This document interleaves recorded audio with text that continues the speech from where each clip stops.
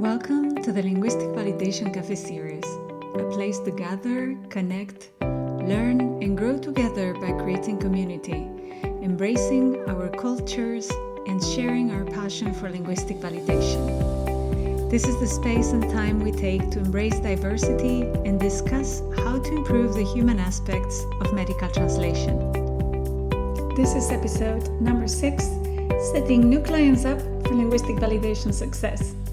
Find out how to stand out from the crowd and skyrocket your personal brand with our special guest, Jason Willis-Lee, linguistic validation consultant and medical translator, and our moderator, Nataliya Nedkova, managing director of NN Translations. I am your host, Nur Ferrante, and this is the Linguistic Validation Café.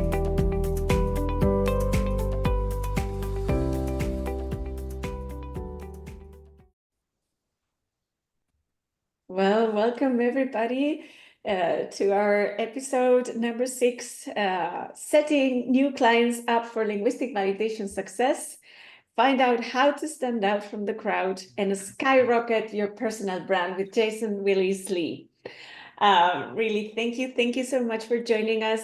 I love the expression skyrocket because that's a special one from Jason. And I love it. And thank you, everyone, all the group for joining us today. Okay, you have the rockets there. Thank you, everyone, for being here with us, and for all of you who are listening today. And thank you, Jason, for coming. Thank you, Nataliya, for moderating for us today. And I'm going to let you introduce yourselves. Jason, can you tell us a bit about you? Yes, thank you very much, first of all, Noor, for the invite. I've been to a couple of linguistic validation cafes and really amazing insights, and looking forward to learning more about this niche from you, also from Nataliya, well, from all of you. So I'm Jason Willis-Lee. I'm based in Madrid, Spain, and I've been a medical translator for 25 years now. It sounds a long time. I started training as a doctor up to year 4, and then I did some work in clinical research. I went into clinical trials and did some clinical research work. And then I got into translation very quickly, went to Spain, added Spanish, not immediately. I gradually added Spanish, and I gradually specialized in clinical trials, medical reports, and academic research, which is basically what I'm still doing. And then about 2 or 3 years ago, I got interested in coaching, and I'd always coached medical translators through my professional association, ITI Mednet. And I decided when I had a health crisis a couple of years ago, it'd be quite nice to do this as a formal offer. So I'm helping people with their sales, tensing the supply-demand cycle, which I'll talk about in a second. But yeah, that's basically what I do. Nataliya? Hello, thank you, Jason. And hi, everyone. I'm Nataliya Nedkova, and I'm really excited to be moderating this episode today. I'm the founder of NN Translations, a small company specializing in life science translations and linguistic validation. So the theme we're diving into today is setting new clients up for linguistic validation success. But before we go into strategy, let's take a moment to recognize the different types of clients we may encounter as linguistic validation consultants or companies. And these are the language service providers on one hand, and the direct clients such as CROs, eco providers, hospitals, research institutes, or pharmaceutical companies, or even more. And with this in mind, let's begin by talking about something many linguistic validation consultants and companies are already familiar with, and this is working with the language service providers. And Jason, could you start by sharing some more advanced strategies or even little-known tricks that could help us improve our negotiation outcomes when we start dealing with, when we actually work with language service providers? And related with tennis, because Yes. well, for those of you who don't know, Jason is a super fan of tennis. Yeah. Right? I am a Yeah. tennis fan. I am a tennis fan. Yeah, I will try and Yeah. I will try and fit a tennis metaphor into. Okay, so Okay. thank you for that first. Thank you Yeah. for that first serve, Natalia. Yeah. Here's my return. Yeah, absolutely. So the first thing I think is positioning yourself as a specialist and not as a vendor. So I was just saying to Miriam and Eva in the breakout room, you have to get away from time for money thinking. You are all consultants. So whether you know it or not, you are all consultants, specialists. And I'd like you to start, just flick a switch in your mind and start thinking of yourselves as selling an outcome rather than selling a service. So seeing work as less transactional, time for money working. There's only so many hours in the day, and however much you get paid, there'll always be a cap on your earnings. So intellectual property, and I brought some with me today to show you, is scalable and it's trademarkable, it's patentable. And the trick is to be known for something online, to be known for a framework or a way of thinking about something. So position yourselves as a specialist.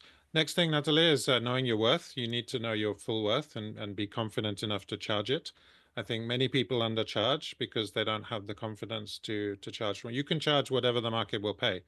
If the market is paying Tom Hanks to be in a film $25 million, he could conceivably charge 30 million. I mean, that's his market, right? I mean, that's basically what the market pays. And back it up with metrics. You need to know your turnaround reliability, your subject matter expertise, and previous linguistic validation project success. So all these things I think you need to be dealing with. Another trick is to request retainer or long-term payment methods. So I have a lot of discussions with clients. Can you pay me a retainer? And maybe this, client comes to me every single day with a need, and I might say, well, actually, I think I might charge you this much. And I'll always make sure it's beneficial to me and the client, not just to the client. So you can think about retainers and how you charge your clients, and just think about how money is earned.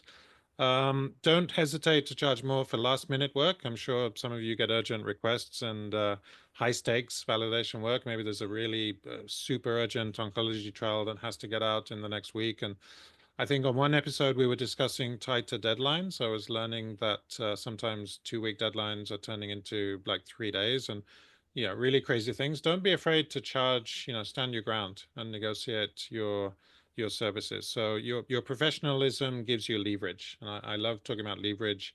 I'm all about systemized leverage. That's the things I like talking about. So I think the number one message, Natalie, is see yourself as a specialist and just flip a switch and try to move away from time for money and sell the outcome. Be Yeah. very clear what your outcome is. Okay, thank you.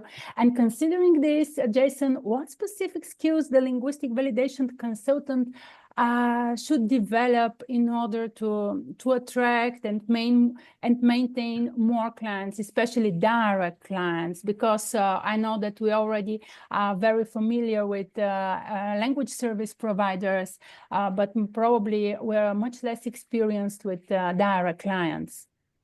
Yeah, that's a great question, Natalia. It's all about, so I mean, I'll show you a couple of slides later. It's all, if you imagine a tug of war between one group of kids over here, another group of kids over here. This group is supply and this group is demand. The tension in the rope, and that's a tug of war, that's supply versus demand tension. So you have to develop demand and desire in your clients to be oversubscribed. So think about a busy ice cream truck on a raging summer's day. Think about a hot dog stand in the corner of a football stadium. When the madding crowd comes out, you've got to see yourself as serving a hungry crowd. So you've got to build that demand.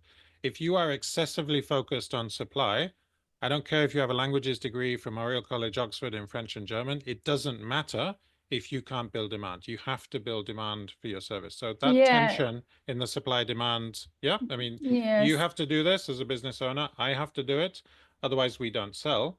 Noor has to do it. Every one of you has to build supply demand tension. That's number one. Number two is personal branding. And I was talking again with Miriam and Eva about personal branding. We were talking a couple of personality things. Immediately came up meeting them for the first time, and I'm immediately zoning in on unique traits to them, which they shared with me. And it's about being known for something, the way you think about something, or getting your personality into your branding. So we're seeing a tendency in business now to move away from business branding into personal branding. That is, we need to know about the founder. I need to know about the founder's life, the hobbies. Noor just mentioned I like tennis, so you know I'm a tennis fan. I'm watching the Monte Carlo Masters, just looking at the matches, and I've been to tennis matches. It's something I like. So that's something I need to incorporate into my branding. I like Star Wars. I like Action Man. Today I put a nice picture of a figure like because it reminded me of an Action Man figure I had as a child. So I just tell a little story about why I'm doing this, and that just brings people a little closer to me. So it's a know, like, and trust factor. You have to get that know, like, and trust factor. Otherwise, people won't buy. If people don't know, like, and trust you, Natalia, they won't buy from you. You have to get Okay. that sort of relationship skills going in there. So personal Yeah. branding, not business branding. And Yeah, understand. Natalia, sorry, you were saying at the beginning that we have like different like freelancers or LSPs or CROs, right? Contract research organizations and so on. So I would like to ask you, Jason, like if we want to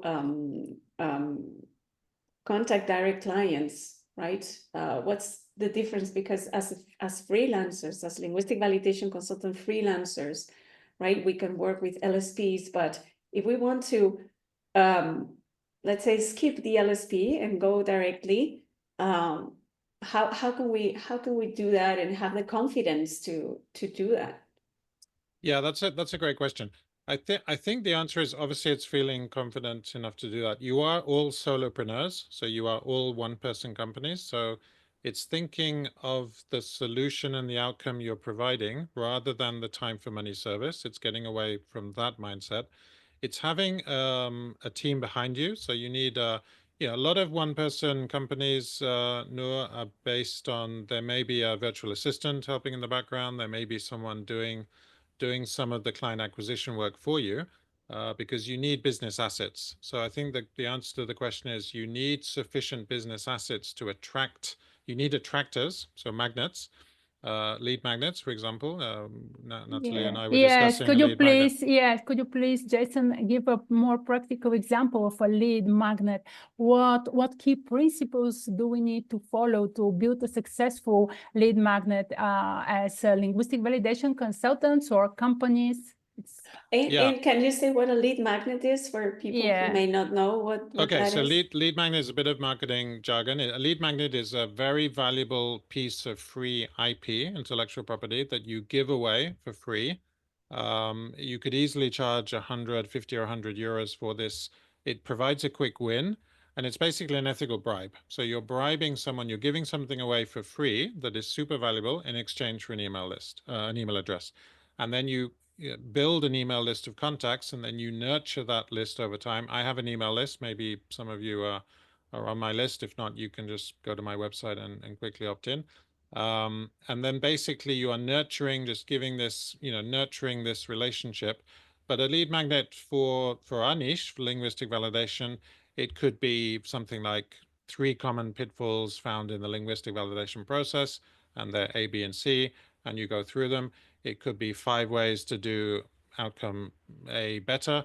You need to think about creative ways using your copywriting skills to produce a lead magnet, make it nicely presented that a VA can easily do for you, a virtual assistant, or Noor can do that as well because she's got amazing design skills.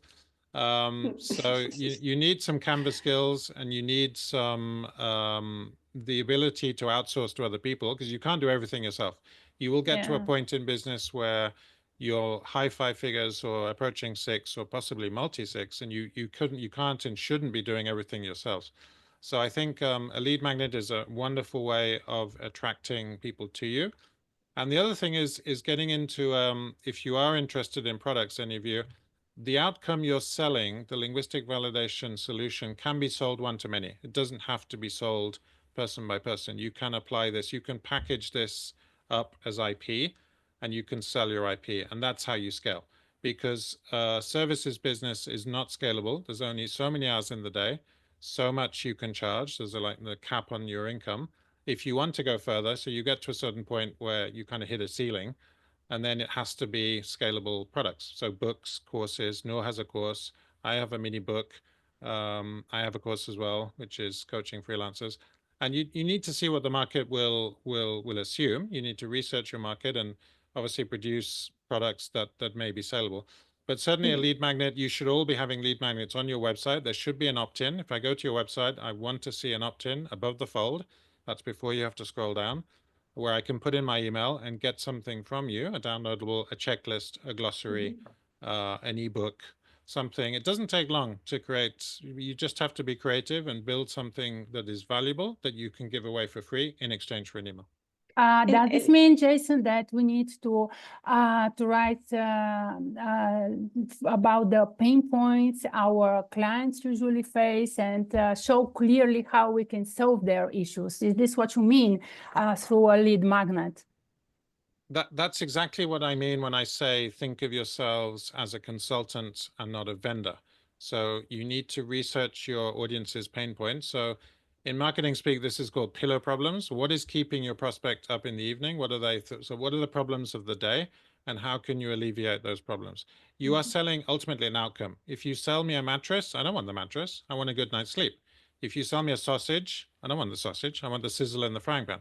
If you sell me a glass of beer, I want the ice dripping off the side of the beer, and that sort of frosted ice image. It's the outcome and tapping into people's emotions that you're buying. When you buy a mattress, you don't really care about the mattress. You care about sleeping well at night. That's the outcome. So it's selling, it's outcomes-based selling. And this is just flipping a switch. So all of you, as I'm talking, start to think about the service you sell and what exactly is the outcome for your client. And then it's just packaging that outcome into copy, words, and being nicely, I love writing, and I have email copy, and then I have sales copy on my sales page, email copy on a newsletter, where I would tell a story, and then I'll say, well, this at work this week, I did this, this, and this. And then, so last week's newsletter, I said, I'm coming here, and I'm excited to speak to you guys. But it's outcomes-based selling. It's selling me the outcome when you pitch someone. And then, Nataliya, it's also turning yourself into a KPI. So KPI means key performance indicator, but I like to think of it as key person of influence. You are all KPIs because you're all solopreneurs. I'm a KPI because I'm the founder of my company. Nataliya is a KPI. Noor is a KPI. And a KPI has to do what I call the 5 Ps framework. You have to have an elevator pitch. So you need to pitch people frequently. You need to publish content. So you need to be out there publishing valuable content. You need to have a suite of products and not just one product. I like to think about, getting advanced. You need to have a signature solution, which for me is how to find more direct clients. And then you need smaller products that lead into your signature solution. So Noor has a wonderful course, which I will be taking very shortly, called How to Be a Great Linguistic Validation Consultant.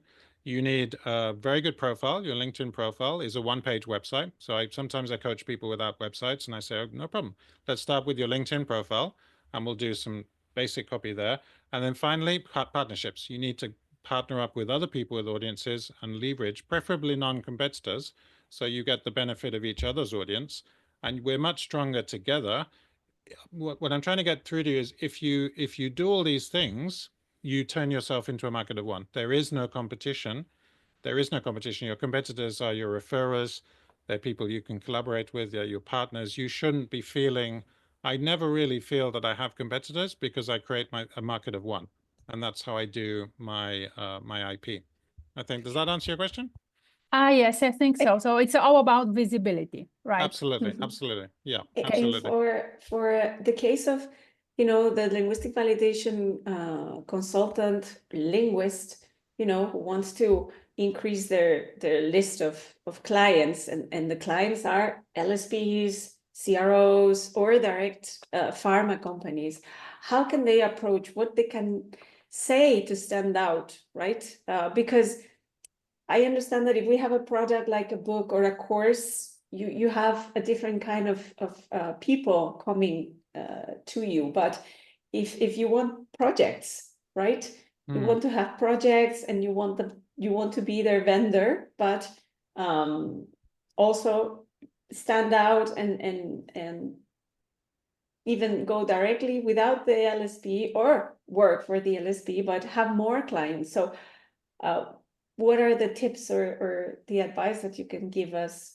I'm going to answer your question by pulling up a book that I'm reading. It's not my book. It's called The Lemonade Plan, and it's by one of my colleagues called Gareth Everson. He's a content marketer. He works for companies. doing sales and marketing. The first three, so he has a framework and it's called the Lemonade Plan, and he's known as the Lemonade Plan guy.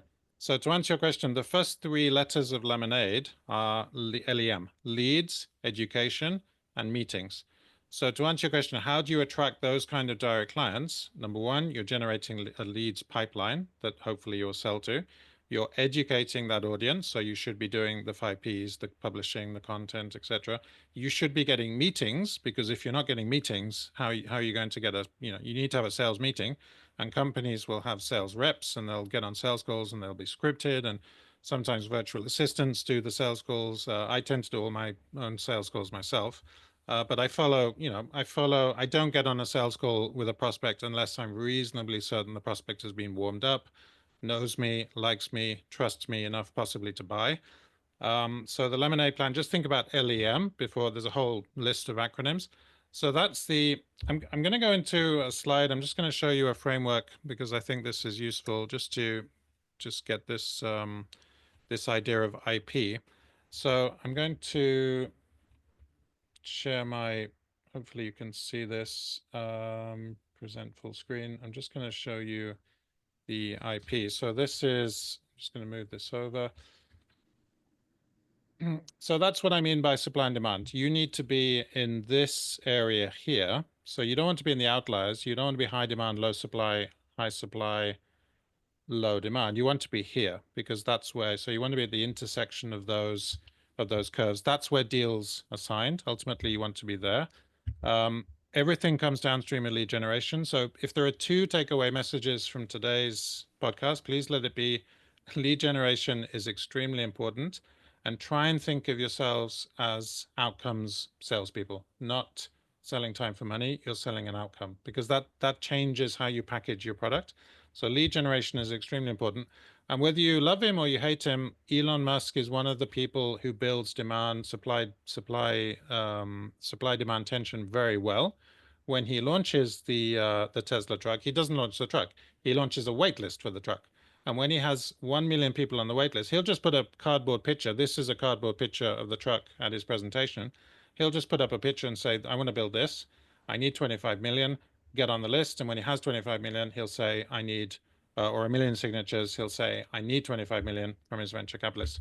So I want your businesses to be oversubscribed, like this ice cream truck, or like a hot dog vendor on the corner of a stadium. And I don't want it like this, because airlines have to fly empty planes. Airlines are one of the least profitable businesses in the book. There's about 3% profit margins. And airlines are very, very, certainly during COVID, obviously, because all the aircraft were grounded. The problem is they have to fly. If they don't fly, the parts just get oxidized and security, safety problems, and etc. So you think about how you can oversubscribe your business, getting excess demand over supply, and that is by tensing the supply demand cycle. So I'm just going to introduce my method for this. This is my IP that I've developed. It's called the Bridge Method. And the first thing is personal branding. So standalone personal branding about the founder's life, getting nobody else will be able to brand themselves as you because they're not you. So this creates a market of one. If you get the tendency now is personal branding, not business branding. So I don't want a company name. I want to know about the farmer, the founder. So Noor has a wonderful business called The Art of Diversity. To go further, Noor needs to talk more about her life and her values and what she, how she does things differently as compared to somebody else who teaches what she teaches. That's personal branding. So for example, I helped a medical translator tightened up her LinkedIn headline and profile, and she got a niche pharma client within 2 weeks, just working on the one page website, which is a LinkedIn. The next one is relationships. We have the AI economy. If the AI economy is here, it's not here, it's almost here. So people still buy from people, humans still buy from humans. So P2P selling. If I sell to you, you're not going to buy from me unless we get on a call and you're reasonably convinced I can help you. So that's P2P selling. So you have to be doing your relationships, your outreach every single day. So that's, I had a copy editor come to me and we used a script to just talk to a contact she'd already had. And that contact is now their top source of recurring revenue. So these are all outcomes that I've got from this framework. The next one is impacts, and this is more the content, the published part of the 5Ps. Remember I talked about the 5Ps. One is publish. This is high impact content. You need to be publishing, start low, start once a month, and then move up to once a week. I mean, I go on several times a week, not every day, but most days. I have an online audience, and people, I will get likes and reactions, and hopefully the content is impactful. So I did this for myself. I just used my own positioning exercise, and I saw an increase in engagement. So I actively forced traffic to my online assets, my website. I'm almost on page 1 of Google, not quite. I'm at a position 11.7, which is very high on page 2, but it's not bad. And all I'm doing is just publishing content, and I'm linking to my own assets, and I'm forcing traffic through. The next one is data. You need to be tracking data assiduously. You need to be looking at your metrics and forcing traffic, not just putting up a website, I've worked with clients where they see publishing a website and writing a few emails as just the extent of the game. It's so much more than that. It's forcing traffic intentionally to the online assets. It's not just writing some emails and just hoping for the best. That's like throwing spaghetti at the wall.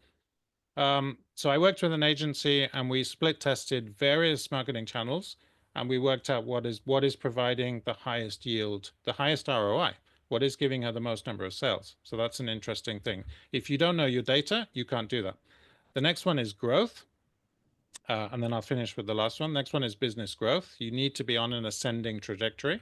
So I had a legal translator once, and we just put a referral system in place through Google Business Profile, LinkedIn recommendations, and she got 2 new direct clients in 90 days, just from leveraging the assets she already had, which is the LinkedIn recommendations and the Google Business Profile. And finally, efficiency. I'm not the most techie person around, but I do like AI in the sense of being more productive. So I like to teach people to use AI for productivity. And I had a copywriter who we automated a welcome sequence in their email marketing program. You can have 3 emails or 5 emails using our template, and that just saves time. So that just really saves time. So I'm going to stop sharing and see how that landed. What the point I'm trying to make is, I'm going to be known as the guy with the bridge method, and that's something I will trademark. That'll cost me a few £100s to trademark in the UK. You need to be known for your framework, whatever it is. You need to build a framework so that you are known for something as well, because that's the thing that can't be copied. That's inimitable. It makes you a market of one. You have no competitors. Your competitors are your referrers, and you just go after that method, and no one can copy you because it's trademarked. And considering all these stages you've just mentioned, can you suggest us the 3 actionable steps, 3 really fast actionable steps with the linguistic validation consultants or companies can implement immediately, so we can start building demand and attracting direct clients from all this? Yeah, that's a great question. I think the steps I would recommend for you starting to think about these things more intentionally, and that's like what I like people to do, is be much more intentional around their business. What are we optimizing for? Do you want a 7-figure business? Do you want to work 6-hour days instead of 8-hour days? Do you want to earn the same money in less time? Do you want to earn more money in the same time? All these things you have to be clear about. So number 1 is I would do an audit of your online assets you have at the moment and see, make sure they reflect your expertise, and you're positioning yourself as a go-to expert. I like to say a shoulder-tapped expert, because I just like that copy. Shoulder. I should trademark that phrase, actually, but sometimes I have these bits and pieces of copy. I really wish I could trademark. So number 1 is do an audit of your online presence, your online visibility. I have a website. I have a YouTube channel. I have a podcast. Noor was on my podcast. This week's episode was actually Noor Ferrante, super popular episode. Very interesting discussion. There will be more. I'm sure. The next one, Nataliya, is reach out to 1 potential client a week. Just do this 4 times a month. Reach out to a prospect with your 300 character or 300 word pitch that's your elevator pitch on LinkedIn. I have mine. I do this about 5 to 10 prospects a day. Whether I'm working or not, I try and do my reps, and I just reach out to those 5 or 10, which are usually in the network of one of my clients. I'll just kind of sneak into the network and, well, not sneak. I have access to the network, and I'll just send 5 cold outreach emails. Say, hi, I'm Jason. I'm a medical translator. I do this. I work for academic journals. I can produce this outcome. After using my service, clients feel this and get this outcome. So it's outcomes-based selling. And I've made sales that way. So I've made sales without having any contact. I've made just approaching cold, and I made sales, which is incredible. And the third one is publish, the P for publish of the 5 Ps, publish one post or valuable insight per week. So get your post out. What we talked about before, 3 pitfalls, common pitfalls in the linguistic validation process, or 2 problems to avoid in the cognitive debriefing process. There'll be something to improve, and your insights, and you know much more about linguistic validation than I do, you will be able to just pinpoint that, and that is valuable content. When someone reads that, that's the way you build an audience, you build a trust, you build your authority, you build the authority framework, which is the thing I've just shown you. And that's something I've come up with me for my business, and I'm starting to just talk about it now. And this is an opportunity for me to say, hey, this is my IP. I'm the bridge framework guy. Do the branding, do your relationships, do your impact, do your data. Data is so important, Nataliya. You've got to know your data. You've got to know your numbers. I asked you about, I think, sales revenue a week or so ago, and you had it at your fingertips. You knew your data. So Yeah. that's fantastic. Yeah, and considering what you said, that there is something very important, we need to prepare our elevator speech. But I think that many linguistic validation consultants or even smaller companies, we sometimes need to overcome this imposter syndrome because sometimes we think we are not good enough or we are not ready enough. How do you help people overcome this syndrome? Yeah, that's a difficult one. I mean, I still have imposter syndrome. I'm reading a book called The 4 Fears at the moment, and it's fear of succeeding, fear, I don't have time, I'm not good enough. It's the imposter syndrome. It's by a guy called Mark Franklin. He's a colleague of mine and a friend. He's also a Star Wars freak like me. So we clicked because of our shared love for Star Wars. So, you know, it's just how you get a closer relationship. It's called The 4 Fears, and he can answer that question a lot better than me. But it's basically, you mentioned elevator pitch. In your elevator pitch, which is a 60-second thing, I need to know in a lift, if we're in a lift together and someone's getting off of the floor, I need to know who you are, how you do things differently and why I should trust you, and what outcome you're giving to your clients. Those 3 things, that's it. So who you are, how you do things differently, why I should trust you, and what outcome are you giving? So outcomes-based selling.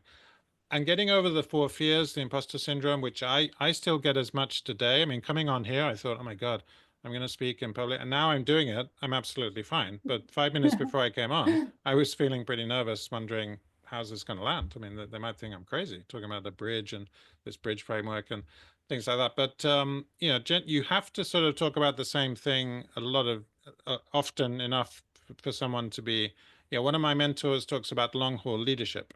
So he's all about the long haul leader, and he had a problem of burnout. He was working 16-hour days. He busted a couple of vertebrae, L5 and S1, I think, fused together, and he had a massive health crisis. So he's got immediate credibility talking about anti-burnout issues and talking about long haul leadership, which is more work-life balance and, you know, 5-6 hour days, leveraged lifestyle business, my kind of thing. The thing you and I are talking about more now, because you've been burning out a little bit up to now. You've got a very, very successful business, but you're putting in maybe more hours than you'd like to. So it's about optimizing and, you know, enjoying. What are you going to do with that free time? Are you going to go travel more? Are you going to, you know, spend more time with Marcy, your dog? Are you going to spend more time with friends, more times with family? You've got to have a sort of intentional goal around this. I like to sit down with a client. One of my exercises, which we'll do at some point, is if you and I met in 5 years' time, what would you be telling me? What have you loved most about the last 5 years? So I force you to try and, I do the future painting for you. I get you to do it for me.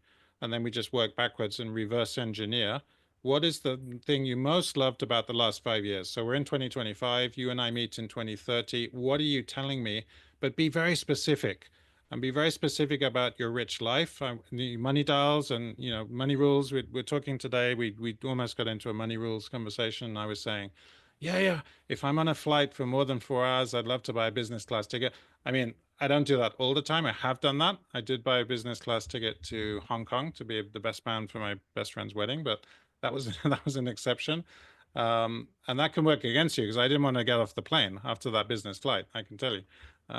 So sometimes it can be, but you kind of get to living your life through these money rules. So another thing I told you today was just So the key is through motivation.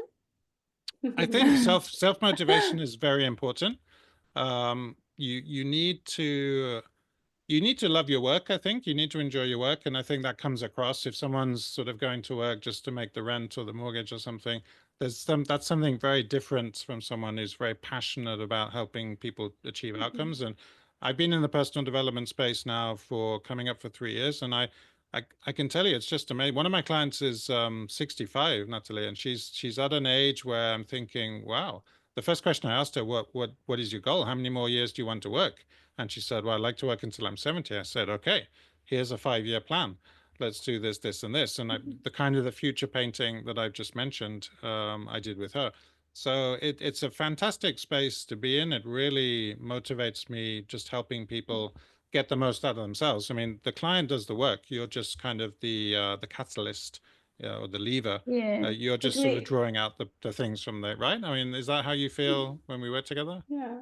Yeah. Could we invite the group to do that? Like, what would be the question? Very, very quickly and easy to post in the chat if they feel like it. Like, so yeah, the question is, I would ask you if and you were my people seeing client. us here, if you are Yeah. watching us, The question just is, strive to do it. if you and I meet in 5 years' time, in 2030, what is the number one thing you will be telling me you've loved most about the last 5 years?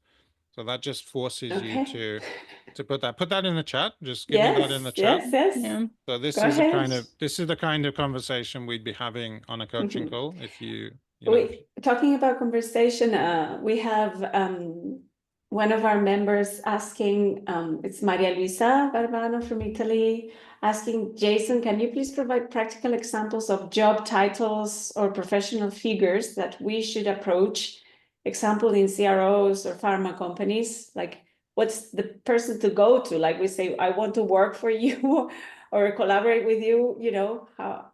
Yeah, that's a very practical question. So I'm thinking the human resources manager is somebody you should be. So going down onto a micro level, there are different levels. You can sell to various people in the same company. You can sell vertically, horizontally, but I would go for obviously human resources because they're the people dealing with employees. I would go for the chief marketing officer because I'm so involved in digital marketing. Why am I saying that? Because that's the kind of person who could have a supplier relationship as well. They're not just involved with getting business into the company. They will have some insights into the sort of supplier side of the things. Who else? Human resources, marketing. I mean, go as high as you can. I mean, I've written to companies and I've written directly to the CEO. If you can write to the CEO, it will be passed down the chain of command. So you need to do this on, it's a site called hunter.io. This is where you can just reach out and get emails which are publicly known, hunter.io. There's a paid version and a free version. You can do quite a lot on the free version. So I used to play around with that. It's like a very good online Yellow Pages. And that's an interesting thing to do. I'm just seeing a comment come in. Really good stuff. Developing new, unique skills to embrace new areas and be more creative. That's Miriam. Amazing. Putting my health and family first. Yep, family first. I wrote about this a week ago, Edith, because I've just celebrated a 20th wedding anniversary. So I thought it's a good time to sort of talk about family first. Sounds a bit like Trump, doesn't it? America first, family first. All the tariffs, the tariff situation. Capital T, capital S. Yeah, family first is an interesting one. Karen says working to live and not living to work. Working to live. Yeah, that's a good one. Yeah, that's a good one. Yeah, so it's hunter.io, Mary Luisa, hunter.io. I'm just going to put that in the chat, hunter.io. Have a look at that. It's like a free online Yellow Pages. Karen's saying, in 5 years, having grown both professionally and personally, working in what I do best and love most, living with my husband in our dream house. I like that, dream house. Combining work and living in the Netherlands and Spain, 50-50. Nice. That's nice. I know people who split time in 2 different countries. Actually, my 65-year-old client lives 50-50 London, Madrid, which is an interesting. Amy says, an accessible, successful career, doing what I do best and love, one that doesn't require any phone calls and minimal. Yeah, that's a good one. So no phone calls and minimal video calls. Yeah, I mean, I've talked to coaches who spent literally all day, they're back-to-back Zoom calls, one-to-one. So you get to a point as a coach where you move from one-to-one to one-to-many, and you can divorce your time from your value. And that's just an interesting thing, leverage, installing leverage into the business. Yeah, that's amazing. That's a good one. I'm going to give you a clap for that one because I like that, because that's about leverage. What Amy's alluding to there is leverage and getting away from one-to-one. Don't get me wrong, I love my one-to-ones, but I do dream about sort of getting more value out as I build up. But it's it's not a race. You just any more questions? Any more sort of comments on that? I have a question related with some here have boutique companies and also, well, medium or even large size companies. Yeah. And what would you suggest for them to find or to go directly to clients, to the pharma companies, when they are not, a personal brand, but they are, an already established company, but they want to expand, they want to grow. Okay, so I'm going to assume in linguistic validation, right? We are always in the framework Right. of linguistic validation and cognitive debriefing and all those services. I'm going to assume the question is bootstrapped, so there's no sort of pots of gold to invest in things and grow. So bootstrapped means just, self-financing. So I would definitely go down the personal branding route, talk more. The tendency now is away from business branding. So whatever your company name is, keep the company name, but just make sure that the founder's life is top of mind. Just make sure that prospects are connecting with you as the founder. And this means, the KPI, I've talked to KPIs who don't want to go on camera, and I've talked to a company in the medical translation space, and then the founder of the company just was anti-camera, didn't want to do any of this towards the end of his career. And the other founder was younger and just had a baby, so totally different kettle of fish. He was quite willing to get on camera. Somebody has to get on camera. You can't not have a KPI. I mean, I have to get on camera whether I like it or not. And believe me, I don't. I'm a bit of an introvert. You probably don't think so, but I don't like speaking on camera too often, but I force myself to do it because you have to be the face of the brand. You have to be, that's what building an audience around an offer is, and you have to do that. So my recommendation is, personal branding and just creating all year round demand that outstrips supply, so that tension in the rope, by just making sure that you're generating demand with the lead magnets and the 5 Ps and all the things, just doing, if you just do that consistently. The other thing is being consistent. We haven't talked about consistency. You can't just do this a flash in the pan. You have to do this every single day, whether you want to do it or not. It's like going to the gym. And I skip more gym sessions than I can tell you. I try and go 2 times a week, but sometimes it's 1. It's never less than 1, but I should be going 2 to 3 times. It's doing your reps. You don't like the exercise, or I don't like exercise, but I do it. I have a heart condition. I have to do it, whether I like it or not. So you have to do your reps. You have to do those 5 to 10 outreach emails, and some of those will be ignored. Some of them won't be replied, but maybe one will come back and say, well, how much is that? And they'll come in and talk about the price. The price is the last thing you want to talk about on an, you send a cold pitch and someone says, how much do you charge? You don't want to give the price away. You just want to warm up the prospect and then talk about the price. But later, the price is the last thing you want to talk about. If they're interested in buying, you'll talk about the price. But first of all, you need to communicate the value. Unique service premise. So unique selling point, I like to think of it as unique service premise. I'm going to show you our consultancy offer, which is this one. So you can screenshot this thing here. We have a consultancy offer for as a team. That's Noor, myself, and Nataliya, and we give consultancy in the linguistic validation space. Yes, but we don't have to mix. One thing is the linguistic validation consultant that we call, that it's the vendor or the linguist who does linguistic validation, is the in-country consultant and so on. And then this is linguistic validation consultancy in the sense of helping freelancers or companies grow in its business development, all these holistic business development in relation to linguistic validation, right? So we call linguistic validation consultant or linguistic validation consultancy, but we are not talking about the same. We have a formal offer where we help people with the business development and the sales funnel. You have to sell.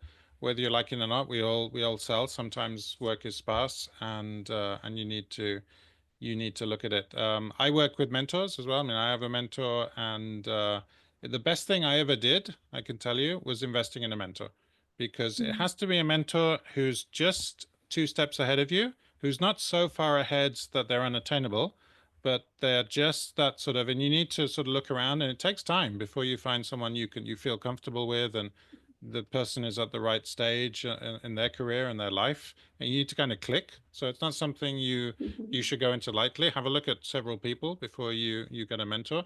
But that is how I've scaled to almost 6 figures myself, and there is no reason why any of you cannot scale to 6 figures if you just follow the framework. Yes, and you mentioned about the competitive advantage part. What is your advice here? What strong points do we need to select to be really competitive? Although you mentioned that it's not about competition, of course, but it's about our unique self. But anyway, you're asking me what's the secret sauce? What's the secret sauce? Yes, more or less.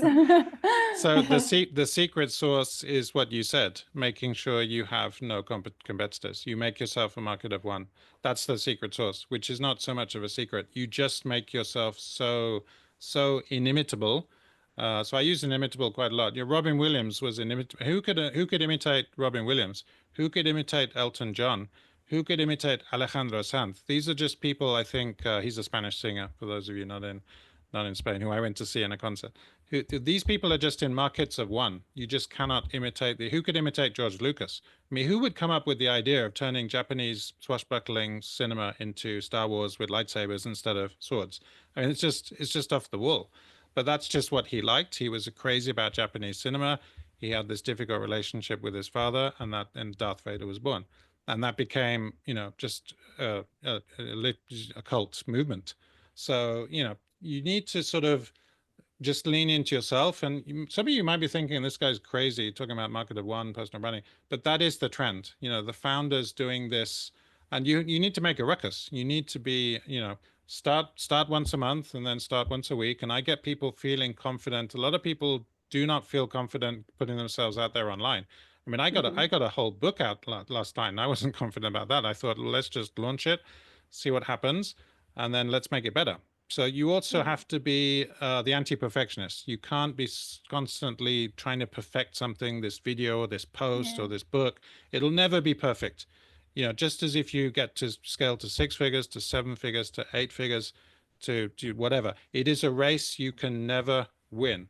So I've been on calls with people making tens of millions, and they're surrounded by people, getting into the hundreds of millions, and people are just obsessed about scaling to the moon. I'm very clear that I want 5 or 6 hours a day, 6 figures at most in my business. That is more than enough for my rather frugal lifestyle and the occasional tennis match here and there. That is more than enough. So you have to sort of, what am I optimizing for? And I talked about this on the newsletter last week.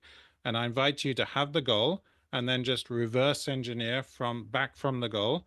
What do I need? What revenue do I need? How many sales? How many leads? Because you have a certain percentage of leads converting to sales. And what am I doing to attract those leads? Building out the business assets. Much of what I do is just helping people build the assets to attract customers, prospects, and then hopefully customers to their businesses. We have an interesting question by Miriam Santos, and she says, if I can be really honest, I love the consultant hands-on job, but I don't like the marketing business side of developing, having your own brand. In terms of percentage, how much time do you dedicate to hands-on translation and consultancy versus all the bureaucratic, marketing, financial, and all other aspects? Yeah, that's a great question, Miriam. Okay, so a lot of people are very, very good at what they do, remember, but you sound excessively focused on the supply side of the equation of that tug of war, but you don't particularly like building the demand. So that's something maybe you would consider outsourcing to someone else. So someone could do the marketing for you. That could be a virtual assistant. It could be some kind of secretarial role who helps you build your business assets in Canva, whatever they are. you need to, if we're on a call and you're saying, how do I build a lead magnet? I'll say, well, you tell me what kind of things, what kind of quick wins can you give your audience? And then we sort of brainstorm it together. But you go and build the magnet, or you order a VA to build it. A VA is a wonderful person who my VA lives all the way in Cebu in the Philippines, and she does amazing work for me, just incredible. She'll do anything I ask. And you just have to instruct her and give her the right brief for her to do it. Percentage time, I mean, I'm a hybrid business owner, right? So I'm a service provider. I get up and I do my service provision hours straight away. So when I'm fresh, I like the energy to be here and not down here. So typically I'll have breakfast mid-morning. I just like to feel sharp in the morning, and I can see my most productive hours are maybe 8 to 12, 7 to 1. I never take any meetings before 12, or very rarely. I'll never do, that's one tip I can give you. Just don't put meetings before 12 o'clock. Just do it at 1 o'clock, 2 o'clock, 4 o'clock. I'm on 3:30. I have to be on a call at 4. So, this is just a nice 90-minute meeting to do. But I rarely do this before 12, because that's my client time. I try and sort of keep that time for my clients. Does that answer the question? Hands-on. So I guess about 50-50. I mean, I'm intentionally trying to do more consulting and more coaching and less service provision, because I want my business to be less time for money and more high impact value. So I'm trying to get the IP together, and I've shown you a glimpse of it today. The bridge is my IP, and I'll be going to events and saying, hey, here's the bridge for everywhere, and branding, relationships, impact, do all this. So hopefully that answers the question. Yeah, subcontract. Freelancers, sometimes we don't consider that we have a brand, but we are a personal brand. Totally. And we don't realize that we have a business. It's a one-person business, but it's a business. Yep. You are all solopreneur consultants. So after this, solopreneur. Solopreneur. You're all solopreneurs. Yes. If you're one-person bands, you've got to start thinking of yourselves as consultants and not vendors. Yeah.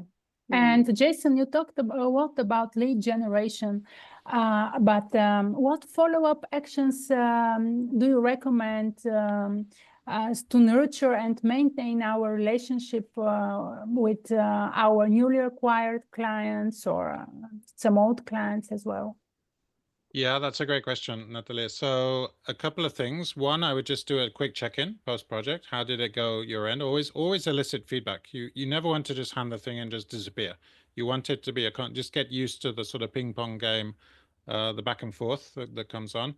So you always elicit feedback. You always go the extra yard. So how did it go your end? Next is sharing relevant updates, which you can do one-to-many through a list. If you're building the list using the lead magnets, you can do this one-to-many. So you might share guidance from ISPOR, guidance from the EMA and the FDA, translated related regulations, whatever's going on. And then just send them a monthly insights email. There's a wonderful, start quarterly or biannually or twice yearly. Send an update with all the trends, and you'll just become known as the person who has the information. You want to be a thought leader. Thought leadership, the clue is in the thing. You're leading the thought. You can clearly see this person is thinking way beyond vendorship and service provision. This person is thinking, where is this industry going? I mean, I've talked to LSP, I've talked to conference organizers and event organizers, and their LSP membership is disappearing. It's going down the tubes because they don't have the finance they're losing so much work to AI. And I'm saying, well, they're worried because they're not sure where this AI is going. I mean, the AI economy is here. So you need to either get with the game, and I'm actually earning more money because of AI than I did before, and I'm seeing work come in, and I use the AI productively. I'm careful about confidentiality. I use the pro versions of ChatGPT, of DeepL, which has, I hope, better confidentiality. I know that's a big concern. And I'm actually doing more editing than I did before. So it's now a bit of an editing. We've been doing editing for 10, 15 years, right? Yeah. I remember 10, 15 years ago, I wouldn't look at a post-editing machine translation. Now, what do you think I'm doing? I have to look at it. I don't have any choice. Sure. Yeah. And so could we say that, for example, thinking about other questions that were asked here, so for freelancers, the person to go is the vendor manager, right? You present your case, you have a good brand identity created, you have your assets. So if you contact them, they can Google you or research you and see that no, you have something to offer. I mean, if you go, let's say, cold email, no, you send to a vendor manager, you say, hey, I'm interested in your services, and I mean, in providing my services to you, and so on. That would be right for a linguistic validation consultant with a single language, providing, let's say, Japanese for Japan. They go and they contact. And if it's the case of an LSP or a boutique company, they can go directly to pharma companies and contact, let's say, the person in human resources there, or the person who is in charge of clinical outcome assessments, research or there. Or the procurement manager, maybe. Or the procurement manager, right? And you just have everything prepared and you just knock at the door and say hello, right? But at the same time, you make yourself visible in the social network, no, in social media, in general, LinkedIn, and all these resources. I understand, no, you develop your personal brand strongly. You offer these lead magnets in case they come around you, no, and they can just receive something from you, and so on. And you just regularly are there. You say, hey, I'm here, right? So you start expanding your let's say your prospect clients. Your network. Exactly. From what you said, just 2 points. Be consistent. So do the reps consistently. And then if you can get through to the decision maker, so the person who asked the question, who do I contact? You've got to find out, do the desktop research, DTR. I like to call that desktop research, to find out who I should be talking to, who is responsible for subbing out these translations, or this cognitive debriefing, or this expert review, or whatever. So it's P2P. Remember, it's all relationships. I mean, I have to travel around a bit and do my public relations, and that's tiring. You've got to go to these events and you've got to do them, but that's all P2P. Squeezing people's hands and meeting people. That's just what you have to do to bring the business in. You have to do, and that has to be the founder. You can't really sub that out. And well, I don't know if anyone else has a question because we need to wrap up. But if you do, just feel free to jump in and ask it. But in the meantime, I wanted to ask you, Jason, to tell us about your book, because he's got a book. Well, I've read his book, and also he has a course, and I'm taking his course also. And he's helping me immensely. And I would like you to, just for anybody here or watching us that may be interested in either of them or both. Thank you. No, so my book is called How to Find More Direct Clients. That you can just find that on Amazon, or if you just go to entrepreneurialtranslator.com/books, you will find that. And I talk about some of these things on a coaching program. I do lots of one-to-ones at the moment. I don't have a one-to-many program.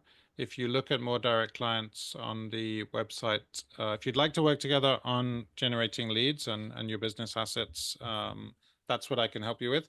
If you want to build a 7-figure business, I can help you what I've done, which is scaling from 35K to 50K, from 50K to 75K, and now the final push to 6 figures. If you want to do that, I can do that. I help people do what I've already done and places I've been.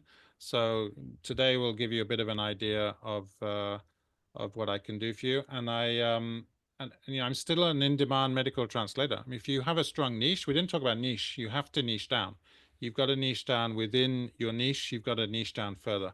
And it's not about talking to everyone. If you try to talk to everyone at once, you end up talking to no one. You have to niche down and just talk to that tiny sliver. In products, this is called minimum viable product. You just have a minimal, which is a Japanese factory engineering term. It just came from Japan. Minimal viable product, just that thin sliver. If you have 100 people who spend 1,000 euros with you a year, that's a 6-figure business. You've already made 100,000. 100 people spending 1,000 a year, or 1,000 people spending 100, which is also, you just start to think about these different business models in your mind and the concept of scale. Entrepreneurs are not doing one-to-ones with thousands of people. They're getting their value. They're divorcing their time from their value. And that's what you can all do. You're all consultants. You all have this expertise. I need to know who you are, how you do things differently, and what is the outcome you're giving your clients. Those are the 3 most important things. Yeah, because linguistic validation is a micro niche. So it's within medical Totally. translation, we're in a Yeah. micro niche. So, and it's high Gotcha. demanded. So in truth, it's having like making ourselves known, like in LinkedIn, saying which language we cover, right? And saying that we do linguistic validation, right? So because vendors are looking for us, but sometimes we just don't appear enough for them to see us. And yeah, so it's a really great micro niche at the moment, and more let's say less affected by AI, because AI is really a tool for it and not a substitute. So it's really wonderful, and Jason's tips and knowledge is it's really can make us grow and I think make our business really robust, because it's a business. It doesn't need to be unethical. It's really business, one person business, and it can be beautiful. And we are helping a lot of people. We are helping patients have a voice, and that's really an amazing thing. And we are really needed out there. So yeah. And I think that the linguistic validation consultant should always try to position himself more as an in-country expert rather than a simple linguistic validation consultant, and tell and write more about his experience in, for example, recruitment challenges or the cultural insights he managed to gain in testing of the different, clinical trial questionnaires. And it's all about visibility. And I also think it's good for linguistic validation consultant to also contact the linguistic validation project managers of a company. And they may also provide him with more work or some recommendations as well. Natalie, can you tell us a little bit about your quiz? Because Natalie has a quiz in her website. It's for helping specifically freelancers, freelance linguistic validation consultants, but also mid-size and small size, mid-size and big size companies and CROs and e-co-op providers. So can you tell us, because it's really great. I took your quiz and it made me realize many things.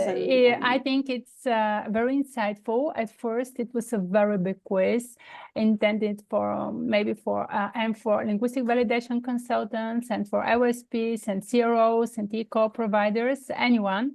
But afterwards, I decided to split it into two quizzes. The first quiz is mostly related to language service providers, and the second one is more for CROs and e-co providers. I think we should always somehow try to differentiate our clients and make quizzes, lead magnets, case studies, or whatever as specialized as possible. And yes, I think this is more or less. Thank you. And just to finish, well, the picture of our podcast is like a woman or a young woman, no, like in a rocket going to the universe and with closed eyes. And the idea is our dream client, right? Who's the dream client? Because Natalia, you were saying the other day that, it looks like a dream client. So also thinking in those terms, no? Because sometimes we have clients, but we are not happy with, and we realize that we don't feel comfortable. We don't, and also it's not just a matter of us being seen and whomever says yes to us, we are saying, okay, perfect. No, we need to choose some people or clients that are healthy for us, right? So what would you say, maybe Natalie or Jason? Maybe it's good. Maybe it's good to write down. I think it's good. It's very good to write down who our dream client is. To write down all the characteristics, all the features this client may have. And then when we round this down and read it again and again, we will be able to identify, target this client much easily on LinkedIn or wherever. This is my main advice. Yeah. Yeah. One final message from me is don't earning money is okay. Don't be afraid to ask for money. Know your full worth, and don't feel you have to compete on price. If you apply the principles I've talked about today, market of one, IP, visual frameworks, you don't have to feel ever you compete on price. So people do what you have to do, obviously. People have to make the rent and mortgage, but don't be afraid of asking for money. Earning money is absolutely fine. Lots of people earn lots of money, and that's okay. And before asking for more money, I would say or at least my experience shows that first we need to increase our emotional bank inside, and only afterwards we can ask for more money. And believe me, they'll say yes. They'll say yes afterwards. Yeah. Thank you so much. Well, with that final note, we're going to close today. Thank you so much, Jason. And thank you for having me. Thank you, Jason, for your invaluable insights today. Yes. I'm sure that we've managed to elevate our linguistic validation services.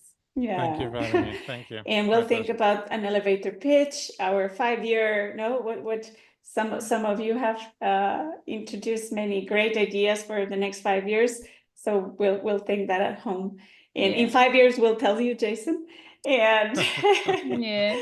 And thank you so much for all of you, all our community here today. Your presence is really, really precious. And well, see you all in the next Linguistic Validation Café. See you next time. Bye-bye. Bye-bye. Thank you so much for joining us today, and especially to our community of the Linguistic Validation Café, since this is a joint venture and its creation is the result of all of us together. The Linguistic Validation Café is an informal monthly gathering within the Art of Diversity Linguistic Validation Training Program.